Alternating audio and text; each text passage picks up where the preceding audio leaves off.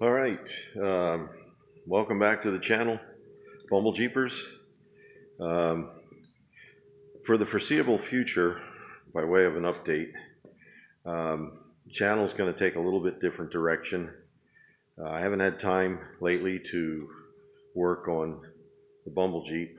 I've been busy with other things since my former position here at the school had been eliminated. I've been working as a volunteer and been helping out primarily in the auto shop. Occasionally help teaching the auto tech class and primarily in here just servicing, repairing school vehicles.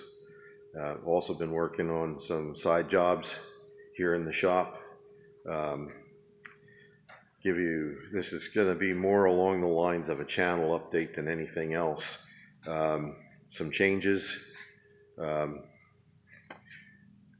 a whole bunch of tools I want to do, like another toolbox tour, an updated toolbox tour at some point in the near future, covering the additions and evaluations of tools I've had for a while as far as the cordless ones are concerned.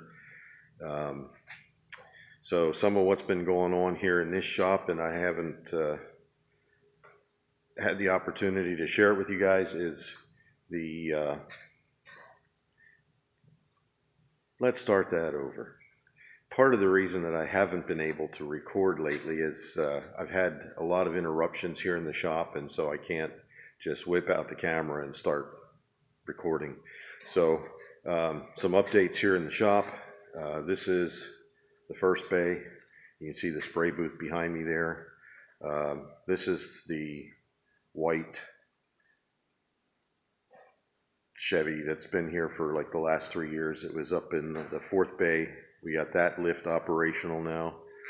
You can see there's a 05 Tacoma sitting up there off the frame. That's one of my ongoing jobs right now. We're doing frame repair on that, and I'll show you that in a little bit. Some of the reason for the confusion in here, you might notice the shop is in somewhat of a disarray currently. Try and get some of that in frame here. You can see. So our Pennsylvania conference has decided to eliminate the conference office located down on Museum Road in Reading, and they've decided that they had a vote, the constituency voted, so they're taking over a percentage of what used to be the Industrial Arts Building, which was my senior class project for my architectural drafting class. I did the floor plans and some other things involved with that my senior year here, 72, 73. So the only thing that is staying is the auto shop. We have on the other side industry, where they do a number of different things where the students are able to work off part of their tuition. They're taking over quite a bit of that.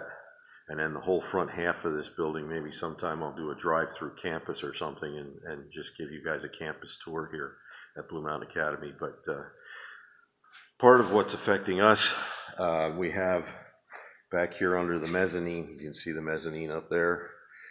We have a parts room here, and then over there we had a classroom. We have the paint mixing room, and miscellaneous part storage.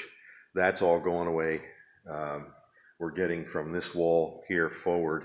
The rest of that is part of the annexation by the conference for their offices. So the shop is understandably in a state of disarray.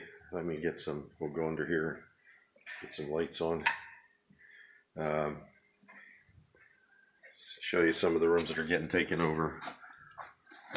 Hey, look at that. You can almost see in here. There we go. So this was our parts room. We're in the process of cleaning it out. I had a shelf in here that I had the parts that came off the Bumble Jeep that haven't gotten back on yet. That would be that shelf right there. I have that shelf, and that shelf with my parts, and then they're storing miscellaneous stuff on there. So some of the ongoing campus projects I have going on here for the school. I have this Kubota tractor here. Somebody overheated it and popped the head gasket, so we sent it out. The head was cracked, so we're getting a new head for it. It should be here. It was supposed to be here Tuesday or Wednesday. Today's Thursday, still not here. Thank you, DHL, and your awesome tracking software that doesn't work worth a hoot. The other tractor over there is, you can remember, maybe some of you may recall from previous videos, that's the long 460. That's still in here. It hasn't gone into service yet. It has some fuel leaks that make it hard starting. Hopefully in the next week or so, I'll be getting on that. I want to switch hands here. My arm's getting tired. So anyhow, this is a job for, we share our campus now. We lease out part of the dorms, the girls' dorm and the boys' dorm, and some other facilities for a group. It's called CORE. It's young college age and young adults that are taking missionary training here on campus to go out and finish the work. Some other projects I had going on here. We have an old John Deere riding mower. We have a group of volunteers coming in a couple of weeks. Maranatha, they're going to be working on the renovations in the dormitory, hopefully finishing up one of the dorms. Don't see it happening, but you know, nothing wrong with ambition. And then, of course, my last and most intensive project that I've taken on in a while is this 05 Tacoma.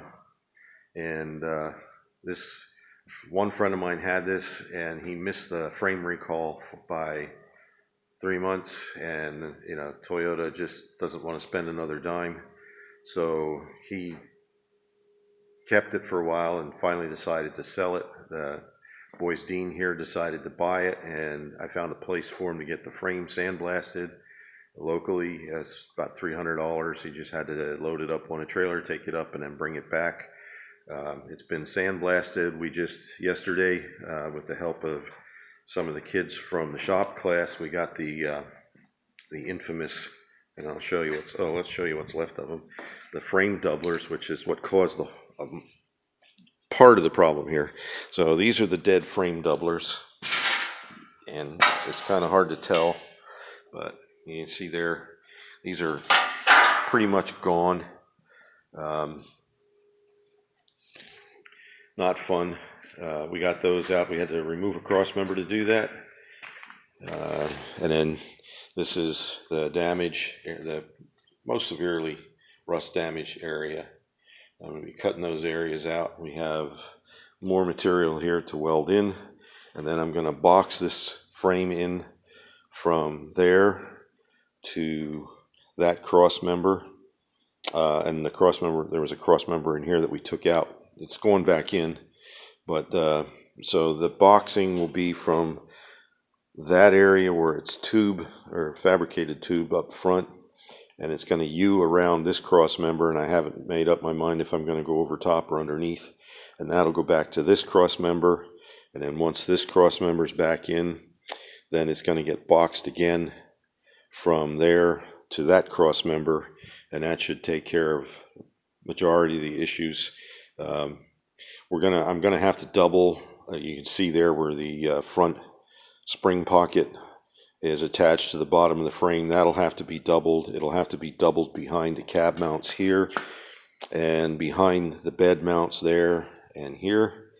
You can see I started to cut out the rot there, getting ready to patch. And then some of the other areas you can see up here in the front, that's going to have to be addressed. Cab mounts, this side of the frame here, that's all going to have to be addressed. Yeah, sometimes I wonder why I volunteer to do this stuff, but you know, on the upside, my welding skills have been getting better. So again, this is the other front cab mount. You can see where that's turning to Swiss cheese, and then there's the real damage there. And you can see this side of the frame is pretty much gone. This is the lower parts.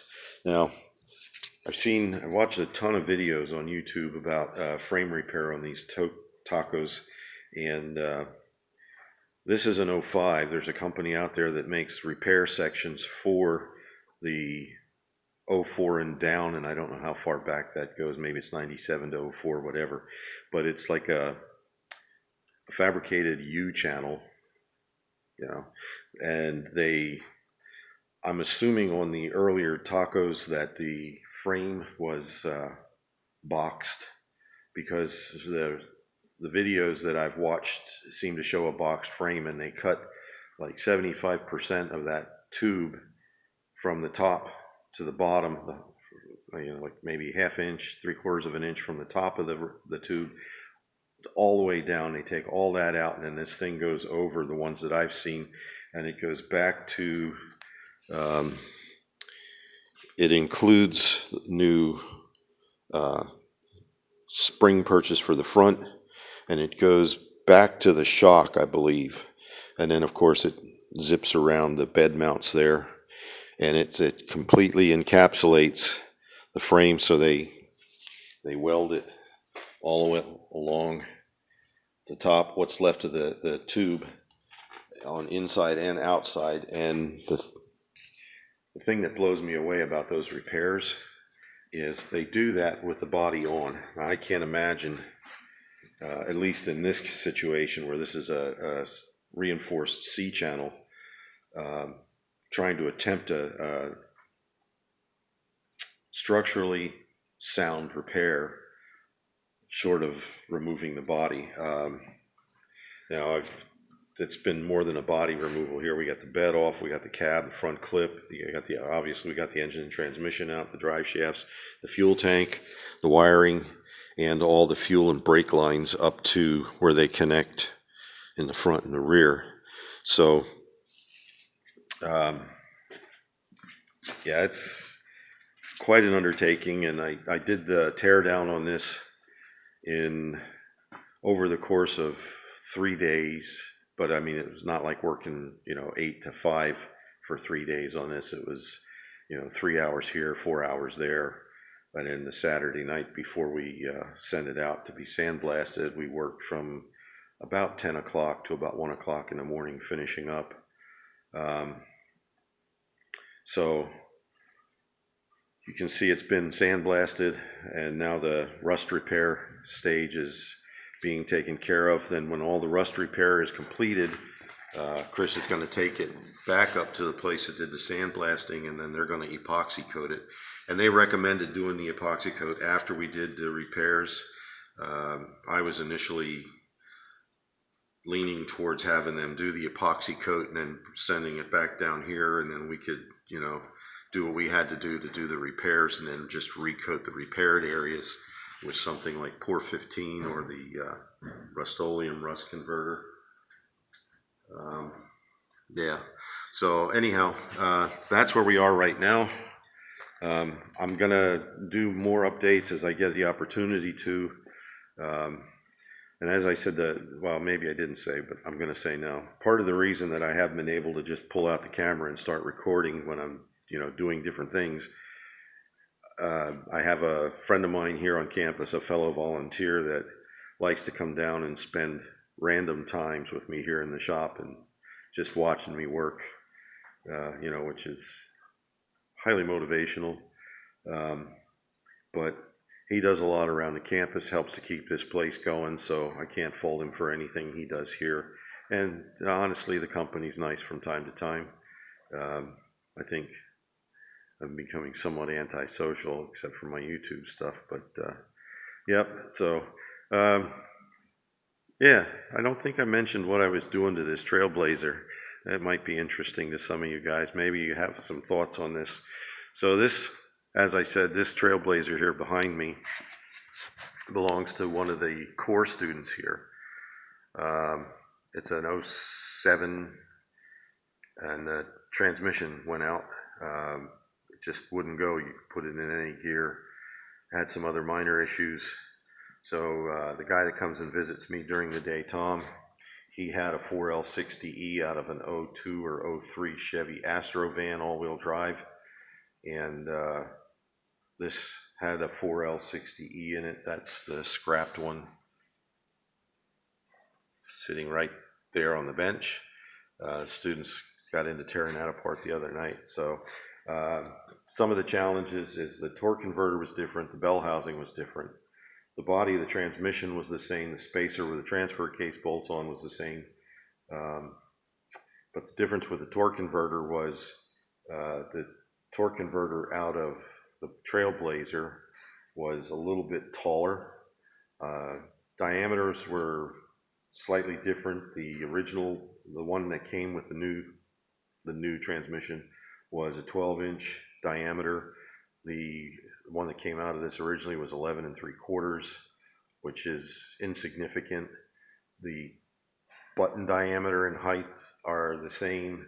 The bolt circle where the torque converter bolts to the flex plate was all the same. It was 11-inch bolt circle, but the depth wasn't the same. And the pump, if I'd have used that torque converter and, after installing it, by the time I got it bolted to the flex plate, the backside of the torque converter wouldn't engage the pump. So found her a good deal on a reman one, $150, $159, which was just $9 more than what was available on Rock.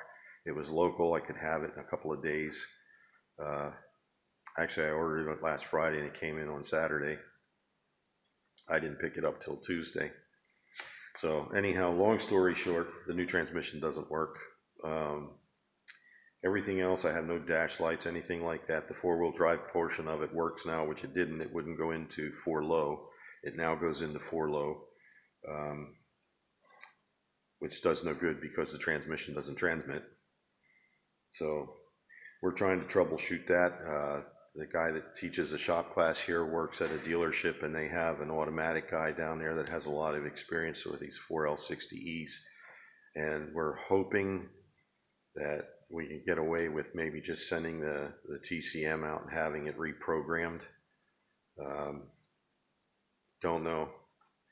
I just have this sinking feeling that this transmission's coming out and we've got to find another one. This one was a good deal for her. It was $150 and it had supposedly 26,000 miles on it.